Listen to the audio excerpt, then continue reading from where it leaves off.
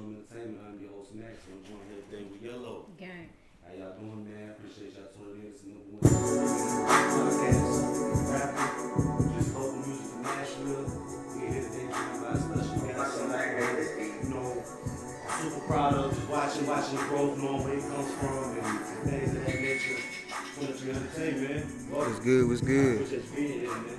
Appreciate you. Absolutely, man. So, when I first got word that you was a solid gold, booked you, I asked my friend, I talked to him about it. I said, man, the name 21 to take. What do you think 2100 means? He told me it sounded like a lot to me. You know what I'm saying? And so you from the North Nashville rap? Yes, sir. Talk a little bit about somebody who don't know nothing about North Nashville. Man, North side for sure the best side out of all the sides in Nashville. Nah, like, you know, I grew up over there majority of my life. You know, like through Bordeaux area, like, you know, all that, like 23rd, you know, 14th, all that. I really grew up over there my whole life, so really, yeah. What inspired you to start rapping, man? Where you from? This man right here beside me. Boss, man, welcome. Thank you for joining us. Shout out to Boss today, represent Boss King Kennels. You look for him on Instagram, Boss King Kennels, right? Hey, Boss King Kennels, and you can catch a couple things on my page, G Child, the Boss. That's with a P-A-B-O-S-S, and then my page private, but if I know you got a dog, come on. Absolutely. So Brandy Moss, the record we just heard, man, that's a single, right? Yeah, that's single. Yeah, push. Sure. I heard the Tupac sample, Machiavelli. Was that something you chose? You know, or was that just collateral damage? That's actually the dude who made the beat. Like, that's his name. Like, he sampled it from the song and made it as his, like, producer tag. Yeah. Where do you at as far as, you know, the catalog and what you got? I know you got one mixtape out on YouTube. What is the ball at as far as music unreleased and, you know, being an unsigned hype, potential unsigned hype? What does the ball look like for you? Man, I got at least about a good 50 unreleased songs that I ain't dropped, that I worked after I dropped the project. Recording process, I'm gonna be so real. I did not ever go to a studio and record something until like 3 months ago when we made the Northside. Sure. I was doing everything on my phone, in my room, in the car, just grinding, getting it like that. Cause he didn't know I rap back then. So I had to really get it how I could get it. You know what I'm saying? Really how I was. Yeah. Right. So Northside, that's a project that's coming out to see in the future. It's gonna be father, son. What's the title? Actually, Northside was just something that we just threw out on. I think it was the South Side by Lotto. We just took that instrumental, and the fact that we from the North Side, you know, we just we call it North Side, but really it was just something to hurry up and put out quick to let them know that you know what I'm saying, to be looking for a future project. And that project, maybe about 7 or 8 songs, just something quick. It was just something my son said that, hey, I want to do this with you. You know what I'm saying? And he said he was inspired by a lot of my music growing up. Maybe I kind of forced it on him. He was 2 years old and stuff.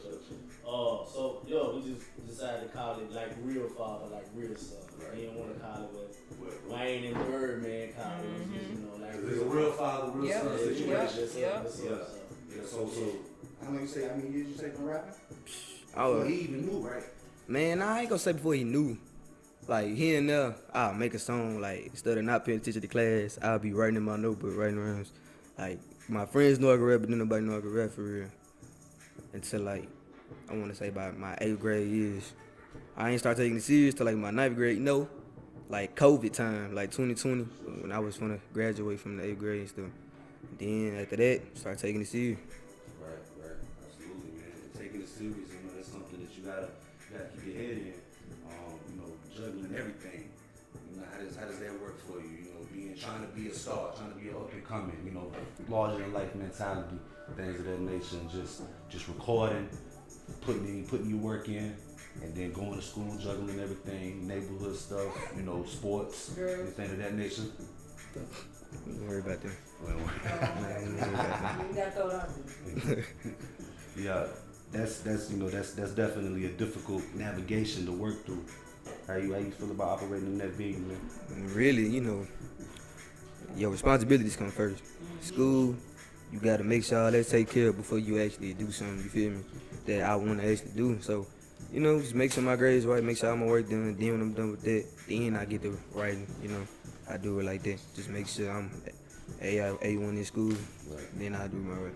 I've seen a lot of growth in Nashville. What you think about it? Growth is getting crazy. I really think it is not popular, what I'm trying to say. The population of Nashville is getting real big. Yeah, it's a different city than the one I grew up in. Yeah. You know, how does that translate with you as far as, you know, because it's almost like micro New York, right? Mm-hmm. Micro Los Angeles. How does that work in your favor? You know? I feel like it's good because Nashville need like more recognition down here. Because you see like a lot of rappers coming up from Memphis, but we not. I don't feel like we getting the credit we deserve. So I feel like the more people that come down here, the more ears they can get into, like the right ears, they can take us to the next level. Yeah.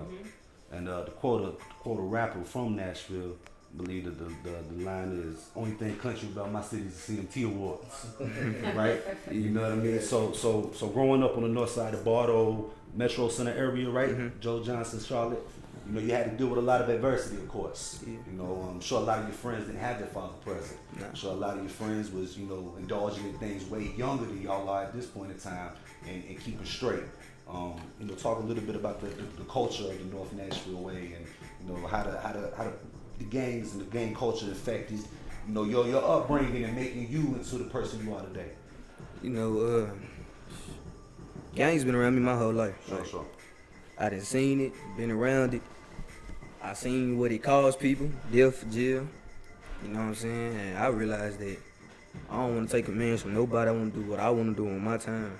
So I'm just like, you can still get your respect that you want, but not be in the game. Yeah. So that's how I go about it. Right. You know, you're a representative of the streets. Yeah. You know, you can hear that through your music. And being a representative of the streets sometimes comes at a cost. Yeah. Right? A lot like Tupac. Mm-hmm. Tupac was a representative of the streets. And he felt like the black American ambassador. And he said, I never thought nobody from my neighborhood would harm me. And then he got robbed in '94 and got shot in Quad Studios. Mm-hmm. And then he was at a disadvantage to where he didn't trust his neighborhood no more. How does that put you in effect of knowing that Young Dolph, Doe B, you know, just being from a city and gaining some type of recognition, not even notoriety, just recognition, creates great greed, hate, and envy. How does that set with you in doing what you're doing and still observing and running through the streets? Man, really, I feel like wherever you from, that's where you get the most hated. To be real, but I feel like if you that popular and you got that much stuff going on, it's gonna be people trying to take you out because of jealousy. And Nashville is a very hatred city. They don't like to see people doing good for real. It's not a lot of people that want to see you get out. You see what I'm saying? So what I say about that is really, I don't really know. Like, you feel me? Like, I don't know. It's difficult, yeah, like difficult, man. difficult, like why you want to do that to like Right. neighborhood hero? I don't understand that. Yeah. Well, oppression creates suppression, right? The way you press you down, then you just start to hate. Yep. Right? You hate yourself. You hate everyone around you. And ain't nothing somebody with a nickel hates more than somebody with a dime. And that's an unfortunate thing. And you're right, Nashville is very hatred and very, unforgiving. We got a couple of notable rappers from Nashville. I mean, Young Buck was on Get This and Not Trying. You know what I'm saying? That on one of the biggest, like Mount Rushmore albums. It's up there with Illmatic and Reasonable Doubt. That to be from Nashville, to be from the city, and he's actually from the north side, right? And he grew up on the south side, but to be on that album, to have that notoriety, but then I don't want to say fall, but that's pretty much what it is. How does Young Buck reflect you? And just influences, the Nashville influence of a few of the notable rappers, Salido, City Paper, I'm sure there's thousands of them, Chuck Mandel, all of those guys. How do you separate yourself from them and being in Nashville? Don't get me wrong, I listen to a lot of them guys you just named. Sure. But I ain't never heard nobody doing stuff the way I'm doing it at this young age. So I feel like what's separating for me is, from what I heard, people said I'm good, I need to keep pushing. And if I keep going with it, ain't no telling how good I can be. Ain't no telling. Right. So this is a dope interview for me. Let me tell you why, man. Because Phoenix Room Entertainment is damn near 10 years old. Your father, G Shot the Boss, highly notified rapper in Nashville. I tell him all the time. Whenever I'm around somebody that I know is from the city, I'm in the city, and we're talking about city music, bring him up. Always recognized, always known. We booked him, twice. And this right here creates generational business, which is an awesome thing. Just an awesome thing to me. And knowing about his story, of course, and coming up in the disadvantage where he comes from, to y'all really still live in the same neighborhood, right? Still on the same side of Nashville. Nah, we don't live in the same neighborhood. Not the community. Yeah, I mean, one thing about we can always we don't live there anymore. God bless us with the opportunity to make a way out, but yeah, man, we definitely can go back. You know what I'm saying? We definitely go visit our people there. Sure. We got family there and everything, so we just left those zones. I mean, they tore it down, they still got family. We still got family members and homeboys to do that. So of course, it's a lot different now, but yeah. I watched a thing about the Joe Johnson family reunion one time, and somebody said something on there. It was tear the bricks down, we refuse to leave. You know what I mean? Type of mentality, and I was like, that's crazy, right? Because when a government housing is owned by the government, and a lot of people like to look at it as their own personal neighborhood, right? This is my neighborhood, my block. When really it's really not. The thing bigger than that, the thing greater than that. One thing that I definitely commend about your man here is the craft, the time he spent on his craft. The direction he went in with his music, and the same direction that you're following in with your music. He told me that you've done an interview already. You're looking to start booking shows. You're looking to start getting your name out there. How you prepare for that, man? What does 2300 take on his mind to get ready for what's to come? Man, just perfecting my craft. That's all I want to do. Like, I ain't camera shy. I like the attention. I like turning up, especially to my own music. I like the crowd. I like people to know about me on my rap level and personally. So just keep doing what I love passionately, really. That's all I prepare for. You got some influences? What you mean, like on rap? Yeah, hip hop influences. Of course. Pop for sure. I like Young Boy for sure. Up there, Pops for sure. Dang. Top 3. Like all time. You got top 5? That's I'm a hip hop head, man. I like to converse about music. Hip hop This is a hard one. Hold on. Pop. Number 1 or number 5. This ain't in no order. Sure. Pop. T.I.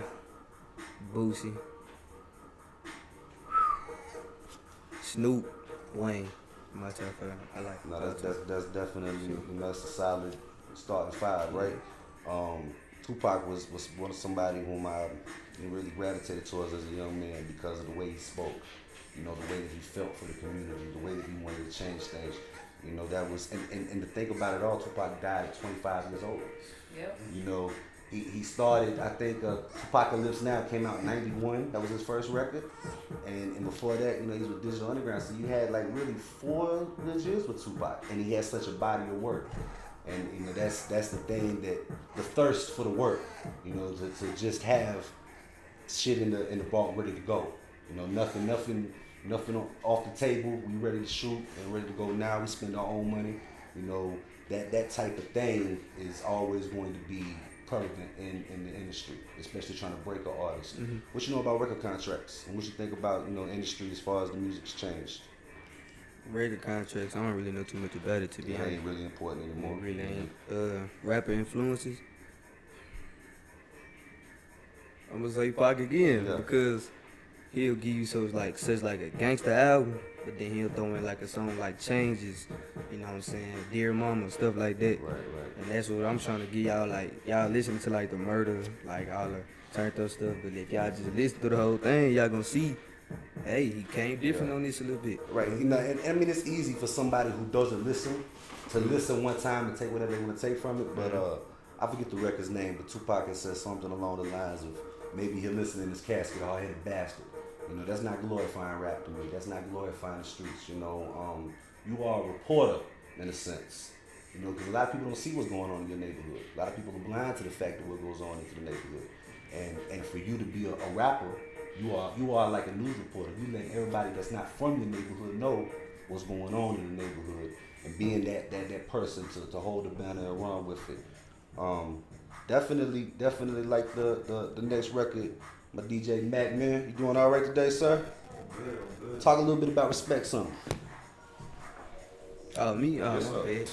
I swear to God, this was the first song I ever made, like when I got better, when I know, like, okay, now you talking about something. I tried it. I really was just talking. Respect Something wasn't even finna be the hook. That was hard though. What even for to be the hook? I was just saying stuff that came to my mind, and I kept it on the low for so much, and I let one of my cousins hear it. He told my dad like, man, show me the song. I'm like, no, why you would listen to my song for? It was like, how you gonna spit the go so well if you don't let me know? So I played it for him. I swear to God, he paused it for like 25 seconds. Matter of fact, my cousin DC, Tell them what we was at. we was at like this little center giving away turkeys on Thanksgiving to the homeless and stuff, for the people in need. And he paused it. He hit a U-turn. He was like, yeah, we gotta go back, let the family hit this. They all getting turned up outside, and I was like, okay, you doing something. Yeah. But to just be honest here. So the truth is, his mom already knew about it, right? So everybody knew about it, right? But the thing is, I'm a father first. So at the same time, I'm like, certain way he gonna show respect around me. We're gonna talk about respect. We're gonna respect your auntie. We're gonna respect your elders. So a lot of that language, I'm used to hearing, right? But one thing about it, the advantage he has, I've been a rapper. I rap. Right. So when I heard the music, I had to think about, reality, kids gonna cuss for hours playing around it. We know we're gonna do that. So when I heard it, it was always more of a, we riding together, you know what I'm saying? They had, my cousin that put together a giveaway, turkey thing that we went out there and showed our support to and helped out. But you know what I'm saying? When we did that, we was leaving, and I thought that maybe he was gonna rap. He actually had the song already, so he kind of plugged it in. And when he plugged it in, I was shocked. I ain't gonna lie, like I thought, damn, this NBA young boy, who the hell is this? You know what I'm saying? I adopted. Sure. Yeah, so when I heard it, you know what I'm saying, I was like, hey, I'm gonna turn around and let his other cousins and family here. Hold up. I just wanna see if they get the same thing as I get. Everybody stopped, they were listening, they couldn't believe it was him. So from that point on, we pretty much knew this is something we need to be doing and focus on. Absolutely. So yeah. Yeah. So I went on and said, call me a bad father, whatever, but I took the cousin out of it and said, fuck that. Yeah. Let's get some, hey, Well, let's get some money with it. Being an artist and being a creator, you can't block nobody's creativity, right? I can't do it. I mean, but was that the reason you didn't want him to hear it? Yeah, that was really the main reason. Yeah, he don't like me. I'm trying to. What's the word? where you know you don't want your kids to be just all out in the open, kind of you know you shy them away from that, kind of like that repetitive thing. Was you happy with him when he realized that you was a creator and gave you the respect? Yeah, but like, cause I always told him like I could rap. He was like, "Well, spit something." Sure. Like, nah, I ain't gonna do it. Sure. And I got tired. I'm like, man, show this nigga your music. I gave him the phone, and now we here. Absolutely. This is YEHLO. Yeah. YEHLO, spell your name for him. YEHLO. That stands for your everything haters lust over. Yeah. You know, that's a very dope concept. She's from New York, new to the South a little bit, been here for a couple years, but she's also a rapper. We had her on the podcast last week talking to shit, and she was so dope, man. You know, Splat came open, I asked her to come back and join us for your conversation. So, you know, YEHLO got a couple questions for you as well. Oh. Shoot. Well, you know, we got a lot of one-hit wonders and stuff like that. Like, how do you feel like you're different, and what's gonna bring you longevity in this game? Longevity. That's a good question. Like, what's gonna make you last? Because I think that you're hot. I think that you got what it takes to last. But what do you think that it's gonna take to last? Really, like, just throwing your fans off. Like, oh, we can't different on that. Can't different on that. Can't different on that. Once they hear it, they're gonna get it deeper. They're gonna want more and more. So if I can just keep giving them more of different things that they gonna like, they gonna keep tuning in. Consistency. Yeah. That's dope. Cause I was listening to your music, and some of the music, like your dad said, it sound like it'd be a young boy, like a little bit dope, a little bit better than him. Yeah. You know, how do you feel about people? Like, I just said that, and you kind of made a face. Like, how do you feel about people comparing you to people like NBA? It's a blessing. I don't even know what to say. I wouldn't never compare myself to them. Not yet, you know what I'm saying? I don't want to seem too cocky. I stay humble, you know how it is. But I really appreciate you doing that. Yeah. Appreciate you. That's dope. Appreciate you. Yeah, no, I mean, definitely, you know, that's a difficult thing for young rappers, right? 31 years old, man. You know, the young boys, what's a couple of other artists that Got Lil Durk. yeah, you know, Kodak. right, you know, I'm aware of them, but I'm not really hip to them, I guess you'll say. That's why he was talking about Jay-Z. Yeah, you know, that's all right. But definitely, right, so that I do hear it though, and it does sound trendy. Last week we talked about how New York rappers use terms like bando, you know, where the South has become such a predominant side region in hip hop as before, like in the 90s when folks was growing up, they listen to East Coast rappers, West Coast rappers. You know, that's how. Can't say nothing about the South, man. We wasn't in there. Right, wasn't in there. Conversation. I'm sorry? I said to Andre said something, he told everybody in the South got something to say. Right, now that's a fact, you know, and when Outkast came out, that's what kind of started that trend to go to the thing, you know, because, I mean, Hope said it the best. Andre 3000 is like a male version of Lauryn Hill, such a creative mind, such a dope rapper, such a, I guess if we was being modern with it, we would use the term woke, such a woke rapper, somebody who's not scared to speak his mind, not scared to do crazy things. Not scared to be out of character, and not always worried about looking cool. He makes the lane cool. And then, you know, it started to grow from there. But being from the South, you know, you really have a reputation to live up to, right? Because East Coast rapper man will call you trash just because you're from the South.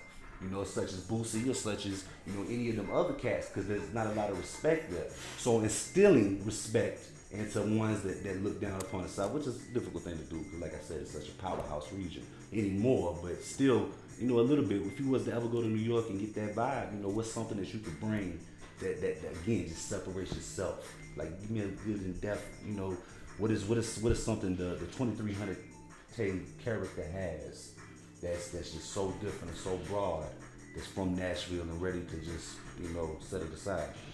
One thing about me, I love to prove people wrong. Sure. So I'm gonna go to New York.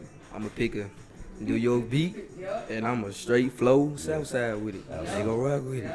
Exactly what it's gonna be. Absolutely. You got any? You mentioned your top 5, of course. You got any influences other than that? You know, is there anybody else that you wear of? Nas, Jay-Z, you know what I'm saying? Their catalog. I like Nelly hard. Nelly? Nelly. That's actually crazy. I like Nelly. Actually crazy. Nelly. That's number 2. We're not gonna share that. But it's kind of sucker. But it is what it is. You know, the double head being the Band-Aid, the go-to. Yeah. Absolutely. Absolutely. I bought Country Grammar as many times as I did Thriller. You know, Nelly card. hard. Yeah, Nelly absolutely. That's dope, man. You know, because Nelly proved that it was cool to sing. You know, I guess everybody gives it to Drake, but Nelly was really the first one with that sing song, you know, that changed the game and made it work. That's crazy you said that. You got any like favorite album or favorite time from Nelly? Nellyville. Nellyville? Yes, sir. Sure. Nellyville. Sure. I mean, nobody was hotter than Nelly. Jay-Z said it the best. You know, only ones moving units is them, Pimp Juice, and us. So, Right.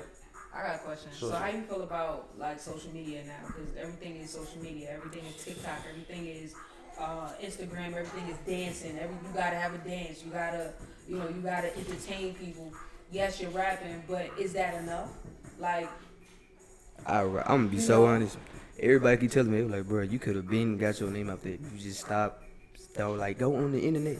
Like, I barely post on my story. I post like on my story out now. They be like, bro, you can't just do that. You gotta pay for promote. You gotta take this here. Like, I feel like it's the only thing that's holding me back. I ain't too much of there's the people internet out there person. that can help you. So like, if y'all listening, y'all out there, he needs somebody to help him with social media. Please. Yeah, You know, because everybody can't do that. I don't like social media. I'm a like it rapper. neither. You know, like I barely do it the right way, but there's people that can help you. Yeah, I mean, I like to see it in a young artist that's not just all the way open with themselves. Because one thing before social media, before internet, the artists had was called mystique, where they could hide behind the album cover. You know, you don't give them everything, right? There was people that used to sit and look at album covers and just stare at them while they listen to the record. And just imagine, nowadays, you can reach out to G Child and Bunks. You can reach out to 2300 Take. It's not hard. You can reach out to Nelly. Trust me. It can happen. Oh, can you please tell the story? Please. Yeah, so you know, we started this podcast. Speaking of Nelly. You know, this is a 10-year-old promotion company. The vision behind this podcast is to get our relevance back, build a buzz, to shine light on local Nashville artists, but to also grow out of Nashville. Because I've always said one of the biggest things is to leave your city. That's how you make it.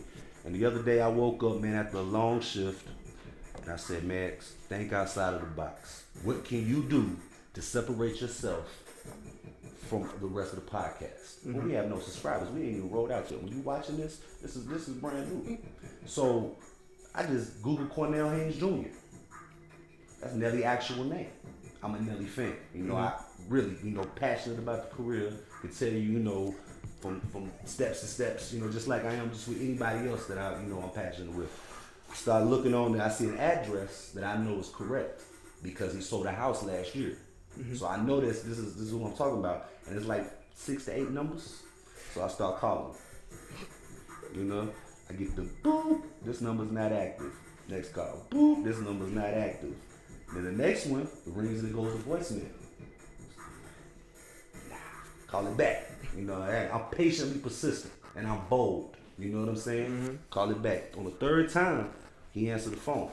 And I'm such a Nelly fan, I don't have to ask. This Nelly, I knew it was Nelly. So I'm like, damn.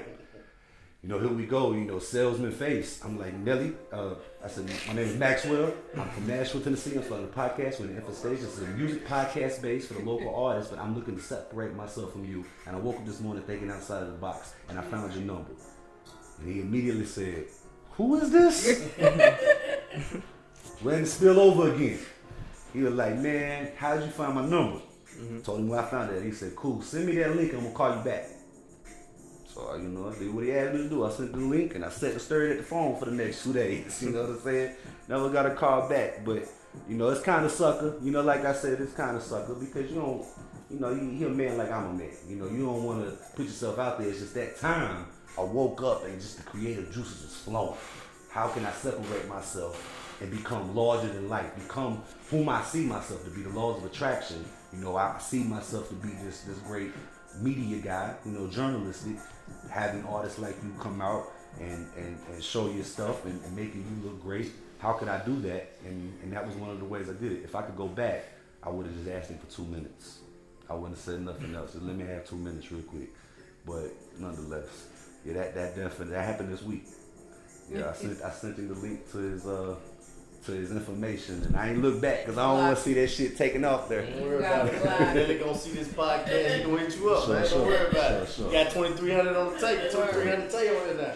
Word. Yeah, he gonna get at you, man. He gonna get at you. What about music producers? Like what producers do you like? I know we got Nashville got what? Tay Keith, and we got who else?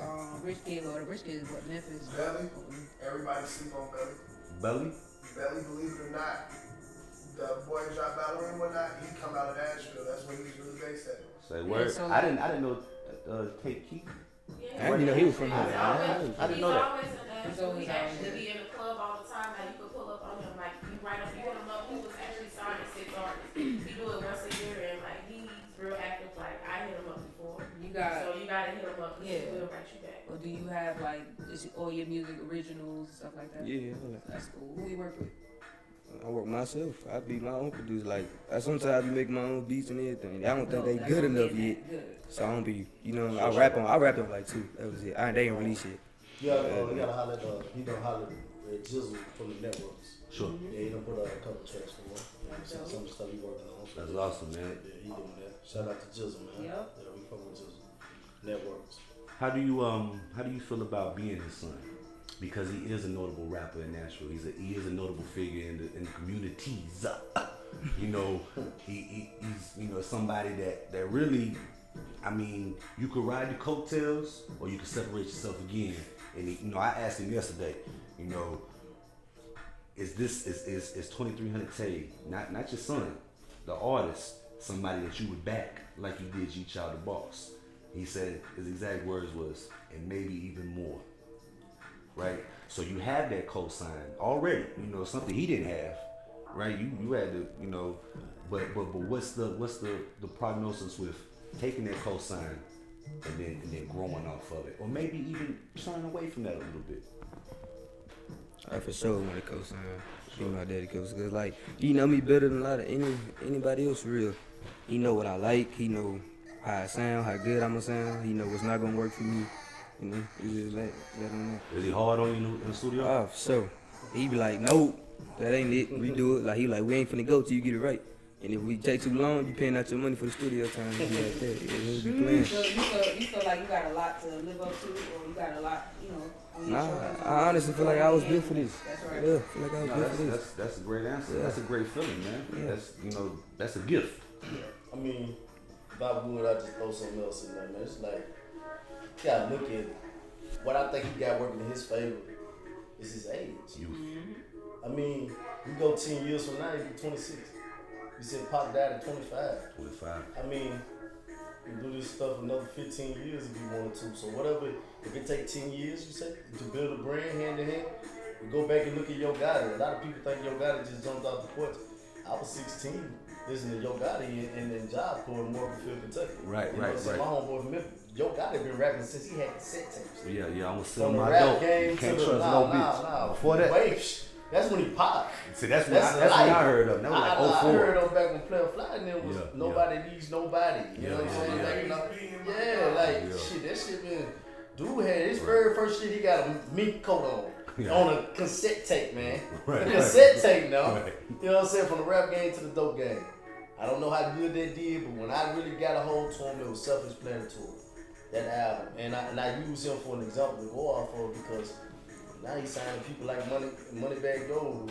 He got opportunity with Black Youngster. Joining That's Rock what- Nation That's brunches. what. Yeah, come on. Up there with Jay. Whoever thought a dude from Memphis, Tennessee, Sure. would be in the likeness of someone in New York? You Right, know what I'm saying? right. Be A business billionaire. partners. Business, yeah. He just got a soccer team, I believe. I'm not sure, but he got some part of it or something. So I mean, look, the crowd knows he stick to it. He got a good backing, like you said. You know what I'm saying? Like my job is to just minimize his mistakes from what I learned coming up because I didn't have that football. Absolutely. And then I also believe too, I'm not, just understand with me why I'm in the picture because I was asked to be. Sure. I was asked to be in the picture to support him, and as a father, I don't see it no different than somebody that want to come to his son's basketball game or football game. Absolutely. He wants me to come to a studio session or rap, I'm gonna be there. You know what I'm saying? Like I said, I'm a father first, but then amongst all of that, we also look at the things that if I'm gonna keep them from making mistakes and be better, of course I'm gonna be there. I'm gonna try to, give them advice that, where I feel that go ahead and go. And then I believe God He can pass some of your dreams and blessings on to your kids. So, That's a you know fact, what I'm saying? you know. Like, I'm rocking with it, you know what I'm saying? What's one of your favorite G-Child records? A lot of them. He know more records than I do. Man, you know his song, but he know his song.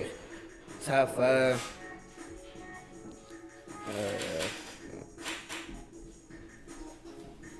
I like he got a song called G Child the Boss. Yup. I like that one. I did like Dirty Diana when you went book. I bumped that a lot of times. Yeah. I did. Joe Johnson been ratchet for sure. Original and remix. 4, Back Out on the Town. 5.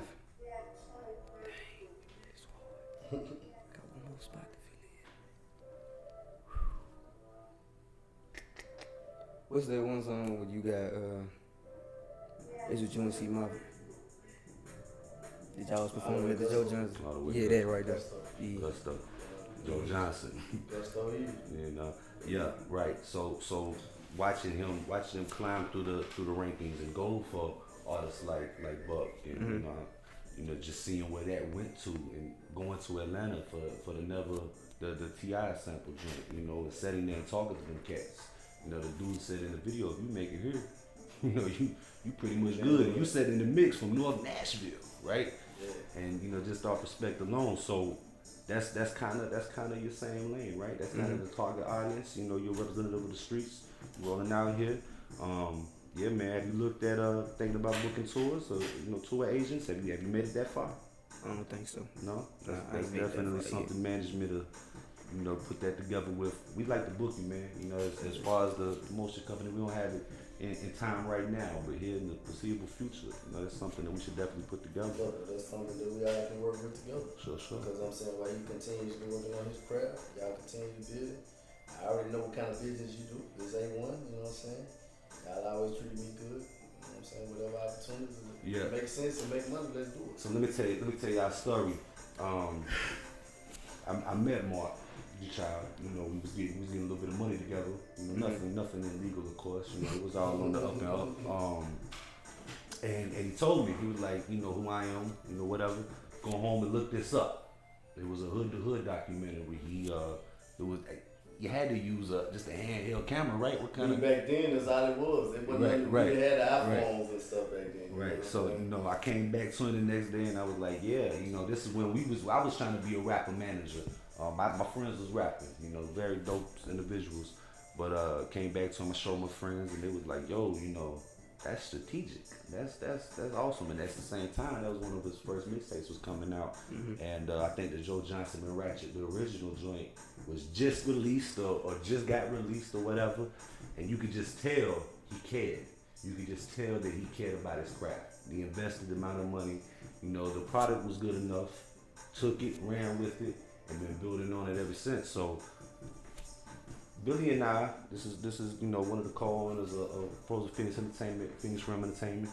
We trying to put together shows. We trying to find artists that's worthy enough to bring out and represent. And we had this house party. And we were poor, man. We was young, just trying to make something. I think we asked you try to come out. I don't know. It was petty. If you show up, I do pay. Yeah, so that's a fact because it rained. It was supposed to be an outside venue. We brought Diggum Deuce out. The cat that was in the Boosie and Webby, was it on the grind? Man, shout out to Diggum Deuce. Shout out to Dale, man. Dale and Diggum. Dale and Diggum on the grind. Yeah, they was one of the first people to drop the movie here in Nashville. Y'all want to know? On the Grind is the movie. Absolutely. Dale and Diggum featuring Boosie and Webby in the movie. Yeah. I remember that movie. I seen it a couple times when it first. It had to be like 06, something like that. Talented artist. Absolutely. And then we brought him out there. Rained on us. The house party was jumping, but you don't put somebody like G-Child in a closed environment. You create potential chaos. We need him out there in the open where they can jump around and enjoy because he's gonna rock that bitch. So we just scrapped the whole performance. We paid, Definitely paid. Shout out to the team. They paid. Next time we brought him out, we had a great production on that night. He brought my man LL out. Shit. And that was something that was awesome, but just kind of lost in that procedure. So for us, what we was doing, man, we was throwing keg parties and masking them as concerts, right? We bring people out, get them drunk, 21 and up. A couple of the parties, she got out of hand a couple times, but it was definitely something that we knew we should have stuck with, because if we would have stuck with, we would be on such a larger scale at this point in time. So consistency is, just such a major part of it. But yeah, we definitely had a good time, man. And those things are still to come. Just on a newer scale, with a newer audience. Hip hop is for the youth, by the youth.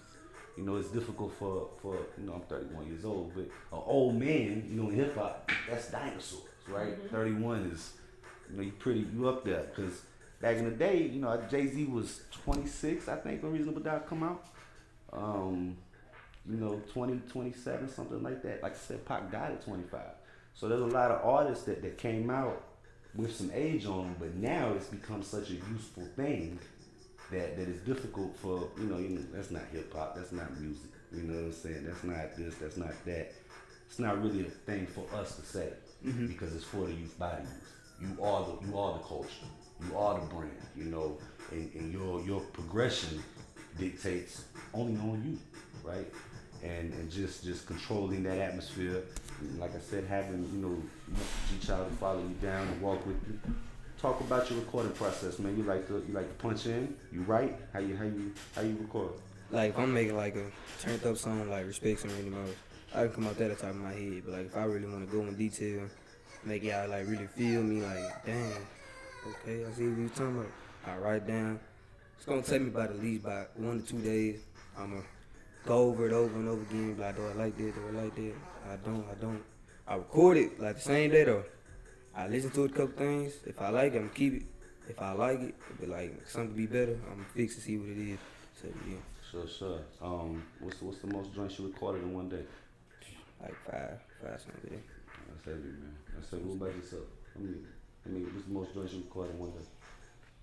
Probably like a little bit less than that. Probably like 3, 4. You? Depends on the session. I'm recording one a day. One a day. Yeah. One a day. I ain't like rap, bro.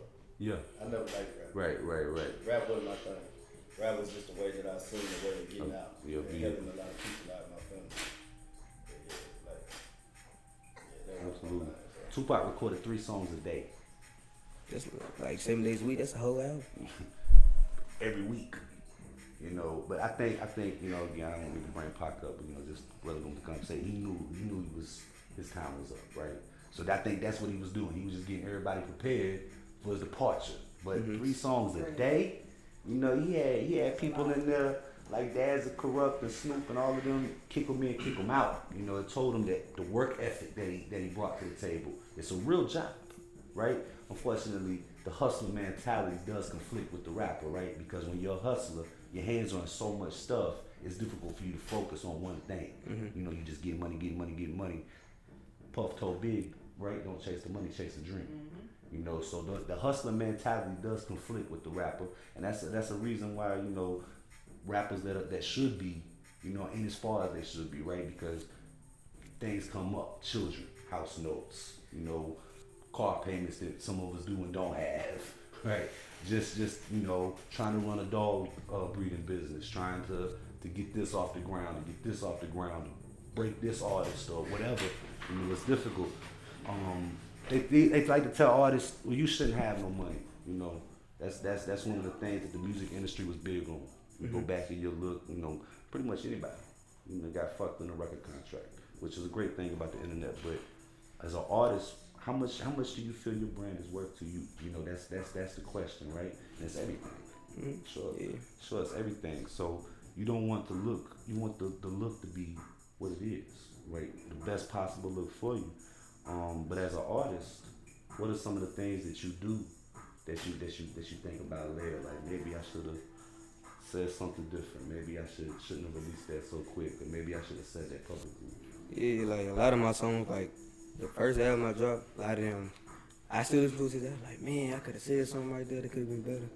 Like, cause I be getting turned, but then I be like I catch myself saying something that I would have said, but I didn't say. Right. So I be like, dang, I wish I would have took my time, really crafted how I wanted, then put it out. Which my pops be telling me about. He was like, don't be so quick to release everything. Sure, Just sure. make sure it's exactly how you want it. Make sure you don't want to be able to change it, nothing like that. What's some other advice he gave to you? What's some other advice he gave to you as far as music? He was like, it's a real dirty game. Like, he was like, if you ever do take off with it, you gonna lose some friends. You gonna see who people really is. Like, really show who they true colors. If they gonna stick with you, they gonna stick with you. If they not, they not. That's really what he told me. For Do you sure. ever worry about some of the lyrics that you have about somebody trying you? Trying me? Yeah. Nah. Some of your lyrics, you know, a lot of girls wanna know you put in the song, you like big booty bitches. Yeah.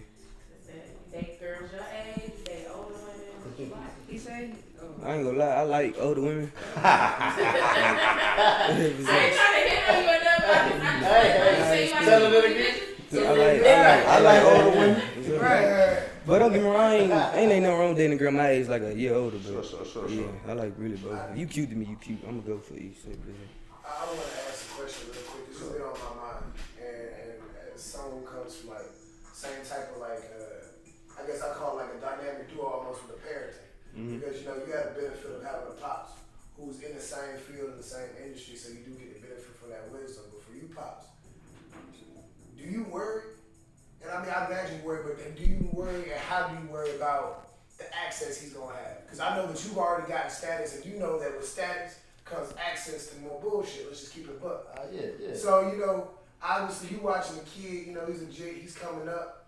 But you know, the younger they are, the faster you are to jump on the bullshit. And the more access he has to it outside of you pops, you know what I'm saying? It's harder to control that, combat that, especially as they get older. So how do you feel about that? Man, to be honest, I came up with things, right? But this generation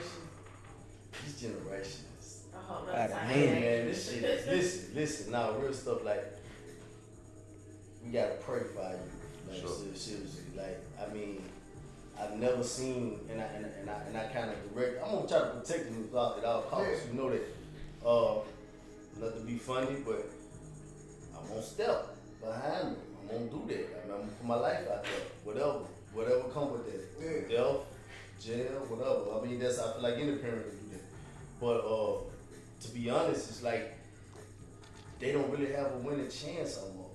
Because, I mean, like, do I had to, I ain't tell you, but he had got tried. He got tried, it's been on video. Yeah.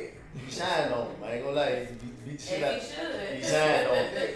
But, My man, I had to let appreciate it, that. listen, I had to, hey man, take it off.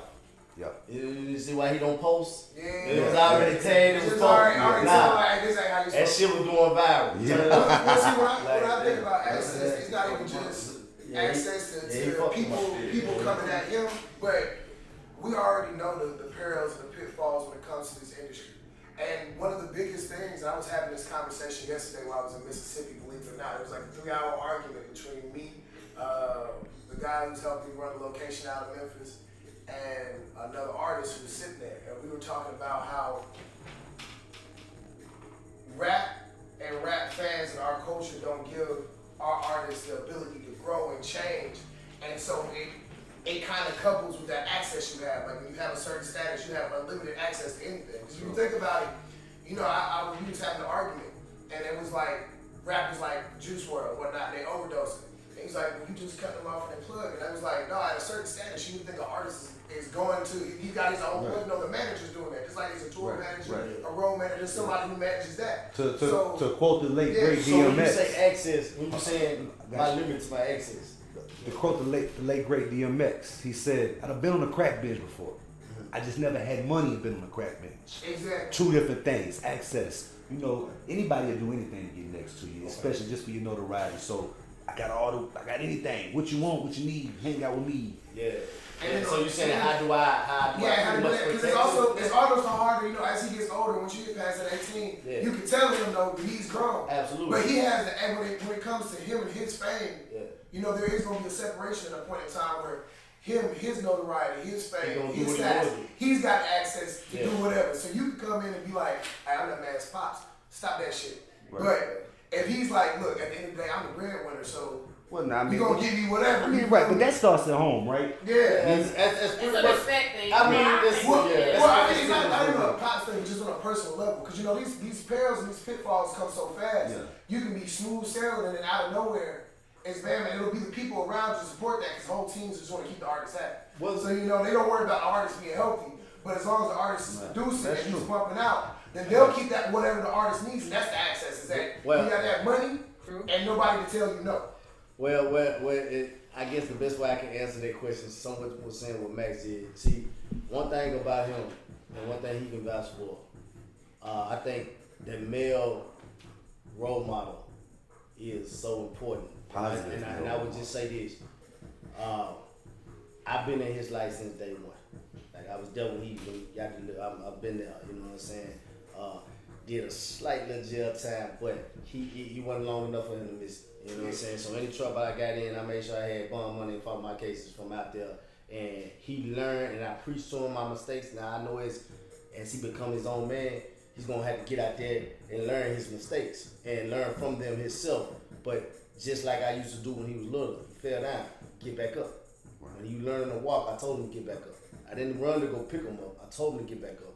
So he got things that he's seen from me in my life, from everything that I've failed and everything that I overcome. See, one thing about it, I believe in, I'm saying he's here so you can ask him yourself, but I believe that he has so much respect for me to a point where he can beat the hell out of somebody else in there, but if I tell him he can be bigger than me and I can be on the hospital bed, if I tell him to jump off a bridge, I believe he's gonna do it. Right. Just because he don't feel like I'm a fella. You know, I mean, you don't see why he would. You know, I've been there since day one, like I said. But at the end of the day, I just think of being the person he knows I have his best interest. It's not about money with me. There's other guys that may come and go. It's gonna be about money. It's gonna be where they can come in and where they fit in. The family that I have around him, everybody loves him. We build our family on just, you know, our morals and loyalty to each other. So it's like, you know, if he listen to me, if we fail, then guess what? We're gonna fail and we're gonna pick it back up together then. If I was the reason you failed, but at the end of the day, I'm gonna respect his decision. But I think he respects mine enough to know that I ain't trying to misguide him. Sure. And the moral compass, right? You know, the morals you instill in, you know, any of these children, Yeah, 'cause they play a part, foundation. right? You know, when an individual tries you know, and it got recorded, you know, great. The hype was the first set it out there. It made some of them sales go up. I say that, but I ain't tell them to take it down. Right. You know what I'm saying? Right, because you know you want to Like I convey. said, I'm thinking as a father first. Right. Because I know what come behind this, and if this Right, shit get right. more ugly, Right. then I might have more to be on the front line with this, of course, and it's just gonna create more. The internet is a great police tactic. You know? Oh, yeah. You know what I'm saying? And you know that could be when we was on the way down here, you wanted to talk to him about 6ix9ine and dealing with that situation that he went through and how that conveys with him and the youth. Mostly because everybody has different views on Sure. it, you know, and everybody from, you know, you get put in certain positions. It's just like, how you gonna react, you know? And everybody has their different views on 6ix9ine, you know. But how you feel about it? I mean, if you want to answer it. No, that's perfectly fine, right? You know, if I may, you know, like I remember what you said. you know, we're men, right? That's what we are first. We're men first. We're not rappers. You know, we're not entertainers. We're men first. Maybe you see yourself as a father first. That's your prerogative. But we're men, absolutely. And what you do, you stand on. And that's just how that goes. And you know, from where I stand from, anybody, you know, even though like I think some people take it easy on Alpo, right? You know, the cat that what was the movie called? Paid in Full. Fool was made about. Yeah, the one that just got killed back in Halloween. You know, even though I think people may favorite him over, you know, as their favorite rap, right? If they will, it's still that type of thing. You know, if you're not built for it, stay out of the way. There's nothing wrong with being a square. There's nothing wrong with you know, listening to somebody that can tell you, well, Don't we have conversations like that? All the time. you know, sure. Conversations like that. No, what did he tell you to circle back to the gang culture in Nashville? What were some of the things he told you, you know, growing up and to watch out for, you know, a little advice and shit? You know, watch out for people who act. You say safe things is like me and you. Safe things is like when it's just me and you act cool, like we friendly. But like when he come around, you act different towards me. Watch out for people like that. Watch out for people who run their mouth a lot too. Watch out for that. People run their mouth too much. And he was like, don't never do nothing that safe things like you tell me to go do something. I be like, nah, I ain't gonna do it.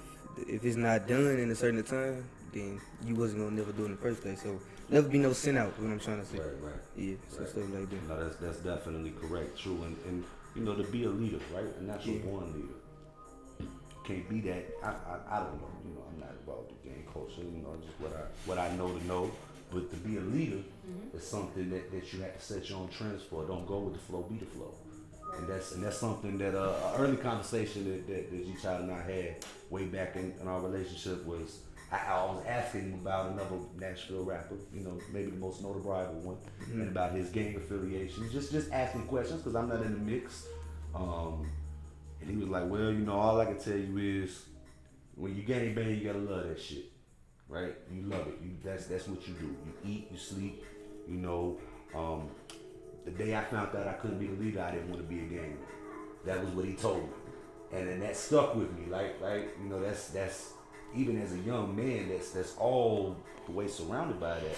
To have that type of mentality that early on, man, you know you're destined to be successful. You're destined to live by, you know, the code and morals, not of a man, not of a crook or whatever you would call it. But that's some dope advice, man.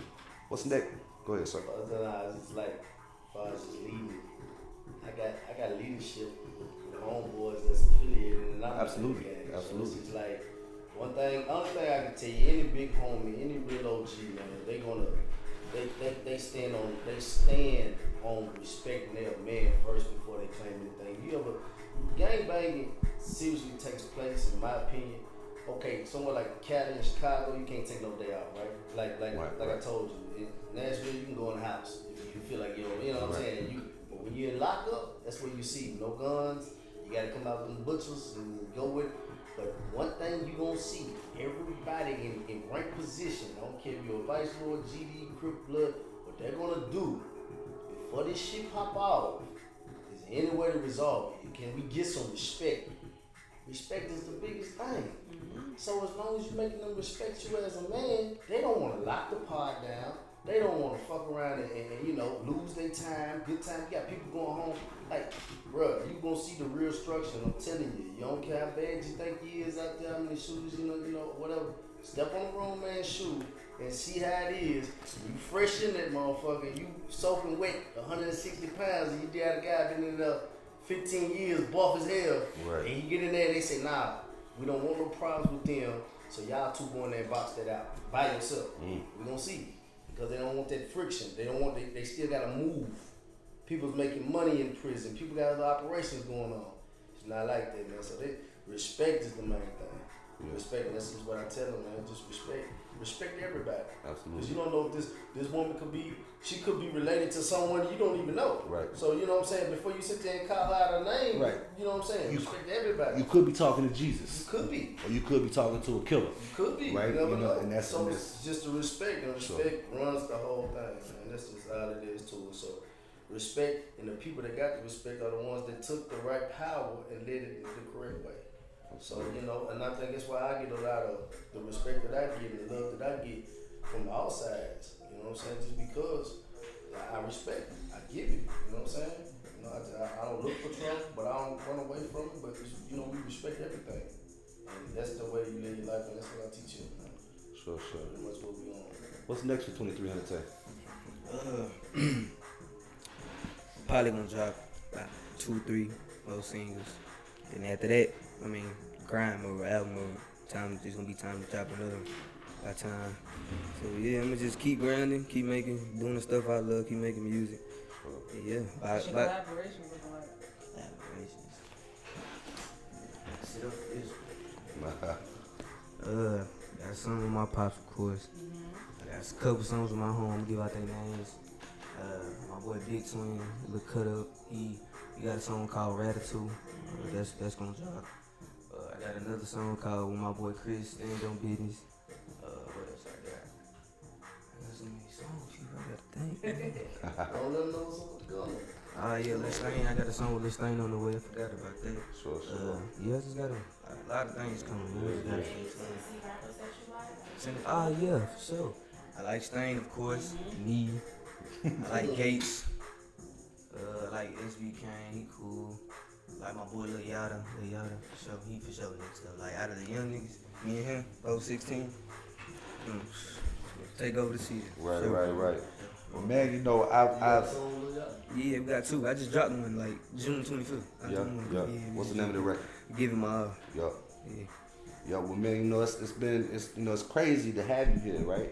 Because, you know, through Facebook and, you know, just things like that, social media, you know, like I said, I know your father down there 10 years. 10 years ago, you was a little bitty boy and, you know, posting you on there, watching you run up the hill down there at the Capitol building, you know, getting the exercise in.